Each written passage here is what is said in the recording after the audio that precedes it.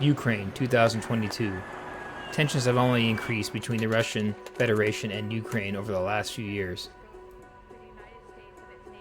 Should Russia carry through with any aggressive intent and renew its aggression? With this, tensions between the United States and the Russian Federation have also increased. The Russian Federation has been massing forces along the Ukraine border over the last few months. This has only increased tensions between the European Union and Russia. This has created an arms race to the level which has not been seen in many decades. Oplot, the tank's name, which translates into English as the Bastion, was put into production 5 years ago. The two main battle tanks that will participate if this conflict arises is the T-84, which is used by Ukraine, and the T90, which is the Russian Federation's current main battle tank, until the Armada is fully deployed. These two machines have many similarities, but also many differences. The outcome of this conflict, if it arises, will not be decided by the politicians, but by the machines of war and the men who wield them. Welcome to Weapons of Conflict.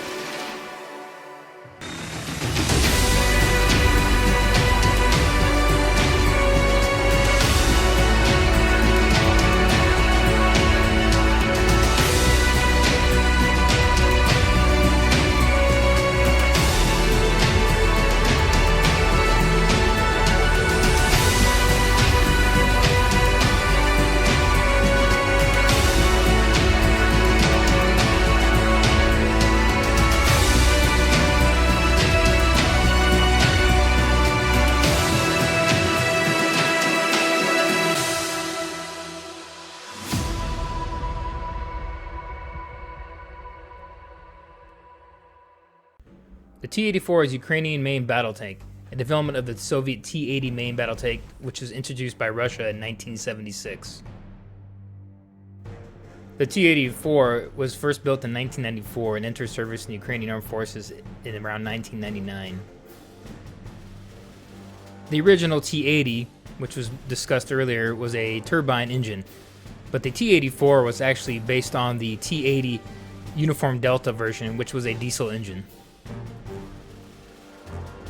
Its high-performance opposed piston engine style makes it one of the fastest main battle tanks in the world, with a power-to-weight ratio of 26 horsepower per ton. Another interesting fact about this vehicle is that there is a T-84 120 version prototype, which is intended to mount a 120mm main gun that is capable of fitting the NATO standard ammunition and guided missiles, which would be an extreme threat to the Russian Federation. The T-84, named Oplot, is armed with a 125mm smoothbore KBA-3 cannon, a KT 7.62 coaxial machine gun, and a KT 12.7 anti-aircraft machine gun. The types of ammunition that the vehicle can use include high explosive fragmentation, armor-piercing fin-stabilized discarding sabot rounds, and high explosive anti-tank rounds. The T-84 Oplot can hold 46 rounds of main gun ammunition. 28 of those rounds are placed in the ammunition automatic loader. The other ammunition types will be carried within a holding area. Most former Soviet bloc vehicles use auto-loading systems in their tanks. This one is no different. Although the use of an autoloader decreases your needs for another crew member, the loss of that crew member can also inhibit your operational capability. The T-84 is able to conduct water fording operations with the use of snorkel kits, and its powerful engine allows it to climb steep terrain as well. This tank has a wide array of protective needs, from duplet explosive reactive armor, Sazlon active protection system, and Varda optronic countermeasures, as well as regular tank armor. This 51-ton behemoth is 23 feet long, 11 feet wide, 9 feet tall, and of course we've mentioned its crew of 3. This tank uses an automatic transmission and a torsion bar suspension system that allows it to absorb shock into the individual road wheels very well. Now that we have discussed the T-84 extensively, we will now talk about its adversary on the battlefield, the T-90.